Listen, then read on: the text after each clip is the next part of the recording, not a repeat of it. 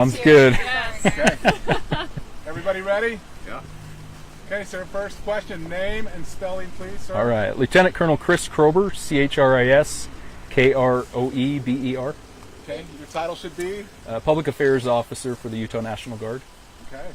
Can you walk us through what happened earlier this afternoon? Yeah, so about 1:20 p.m. Local time here today, one of our Apache helicopters was conducting a routine training mission, and an accident occurred, and they ended up crashing over at South Valley Regional Airport. And that incident is currently under investigation, and we'll have some results at some point in the future on kind of what happens or what happened. So we don't have a lot of details right now on the cause of the accident. Do we know where they were, I guess, like flying originally? Was this meant to be their landing point originally? Yes, so they were conducting some training here on this site, and that's when the incident occurred. Do we know if they just had trouble? I know you're still investigating the cause, but when did the accident happen right when they were getting ready to land and finish up? So as I understand it, part of the training was kind of landing, and so they kind of go through. It was hovering, so they were just in cover. Okay, so they were just hovering at the time that the incident occurred, and so that would just be right in the local area, kind of routine training mission again. And I know it's understood that both of the pilots are doing okay, but can you tell us anything else about maybe the extent of their injuries or just how they're doing right now? We don't have any details on the extent of their injuries. We do know that both pilots were transported to the hospital in stable condition. And do you know, would you be allowed to tell us, like, I guess, like their ranking, or they like more newer? No, We don't know yet. Okay. So I will say that one of the pilots was a senior instructor pilot, and so that's routine for this type of training mission, and so very experienced pilot in that one position. So. And do you know how often they train on these types of helicopters? All the time. Okay. Yeah. So very regularly, multiple times a week. Aircraft is based here right at the base, right? It is, yes. So close to home. yeah, very close to Very home. close. It's a very, very routine training mission. These kinds of things happen all the time. So. Can you explain more about the helicopter and what it's used for and how common the helicopter itself is? Sure, yeah. So this is a AH-64 Apache Longbow helicopter. It's an attack helicopter, and so attack and reconnaissance is its primary mission. It's part of our combat capability. As a National Guard, we're part of the Army's Combat Reserve Force, and this is one of those pieces of equipment that's used for that combat mission. Are people who are familiar with the timeline of an investigation, how long does it typically take to get preliminary results? Yeah, great question. Thank you. The safety investigations they're begun immediately, and usually they try to wrap things up within 90 days, and then those findings will be published. The findings are not releasable because it's part of a safety investigation. Okay.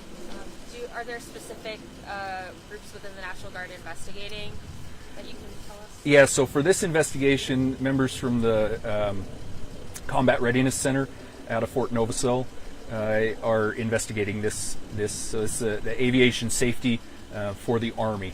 And so this is not a National Guard investigation, but it's a Federal Army investigation at this point. So they'll be here on site within the next couple of days, and then that's when that 90-day window will begin. Gotcha. And then, would you be able to tell us how much these helicopters are worth? I don't have the dollar amount. They're worth quite a bit. Contact the Pentagon. Yeah. 40? So close to 40 million for a helicopter, I think, is the number. Okay. Can you say how many helicopters are stationed there? You know what? Yeah, that's a Apaches, is it 24 maybe. I don't know for sure how many there are. For clarification purposes, how would we refer to these soldiers? Are they airmen? Are they guardsmen? What's the correct term? Yeah, so soldiers is the correct term for the Army people. So Utah Army National Guard. Okay. How long will the helicopter stay there, essentially?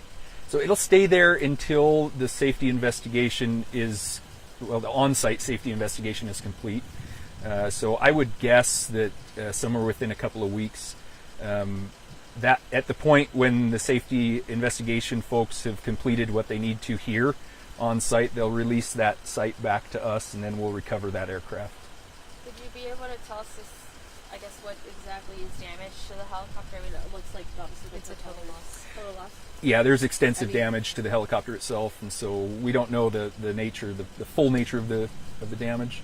At this point, the investigation will uncover some of that as well as they go through. I know some of these have like safety mechanisms where they can eject and things like that. Any of that have to be deployed for them to get out of the helicopter?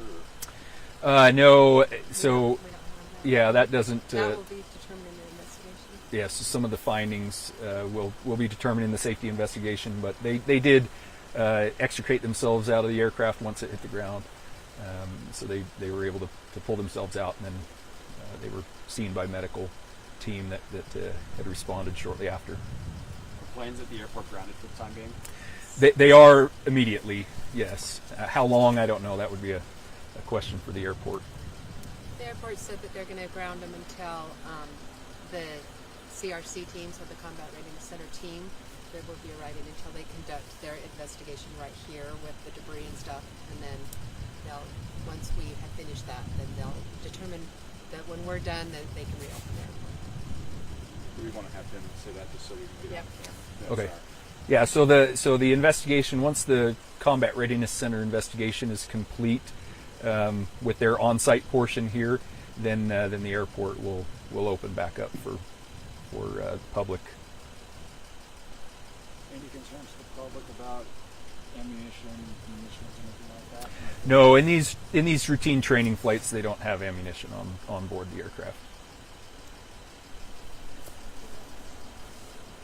We're good. Yeah. We're all good? Okay, Sweet. Thank you. Thank you sir. bet. Thank